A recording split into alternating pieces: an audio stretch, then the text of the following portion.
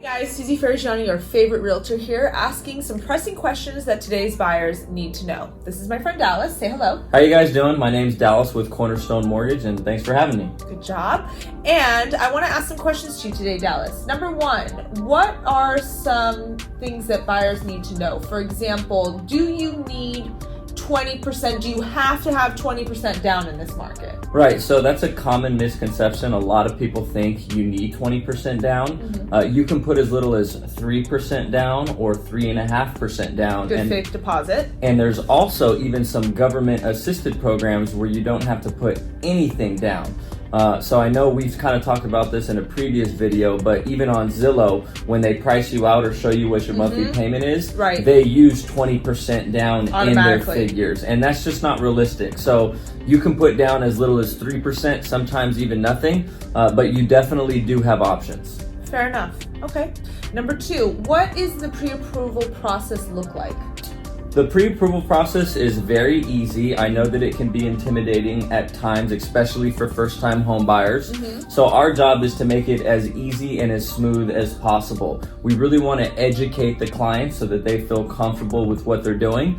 The first step is filling out an application. The application takes 5 to 10 minutes. Is there a fee for this application? There's no fee whatsoever. So it's free to take the application. It just helps us get a little bit more information on what you're trying to accomplish. Okay. And in that application, we're also going to be asking for documents. And these documents help us figure out 3 things. We need to look at your credit, we need to look at your income, and we also need to look at your assets. Okay, that makes sense. Let's see, number 3, what are some important tips that first-time home buyers need to know when going to get pre-approved? Yeah, so the first thing that I would give a first-time home buyer is to keep your debts low. I think a lot of people overlook this.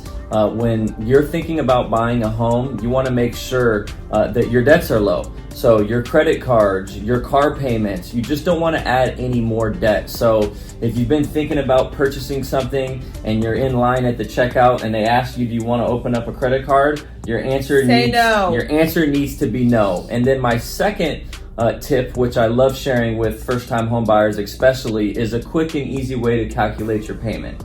And the equation is for every $100,000 that you borrow, your total payment is going to be around $700. Oh, that's a good tip. So if you borrow $200,000, your payment's going to be $1,400. If you borrow $300,000, your payment's going to be $2,100, and so forth. So that's just a good way. At the end of the day, most people want to know, what's my payment going to be? So this can help you figure that out. That makes sense to me. Okay, that's great, Dallas. I would say same question, what are your tips for people who are looking to refi? Okay, so the first tip, again, is keep your debts low. You want to make sure that you don't open up any new accounts while refinancing. Sometimes that can be the tipping point of getting you approved or not.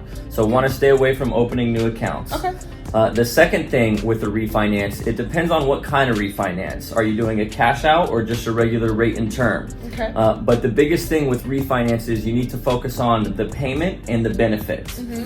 So in a cash out refinance situation, let's say the borrower has $100,000 in debt. Okay. And their current mortgage is at a 4%. What some people do is they actually take a higher interest rate on their mortgage, get cash out of their home, getting cash out using the equity of their home, and they use that cash to pay off the $100,000 that they were paying 17% on, 18% on. Right. So it's a good debt consolidation method while doing a cash out refinance. It's actually really smart.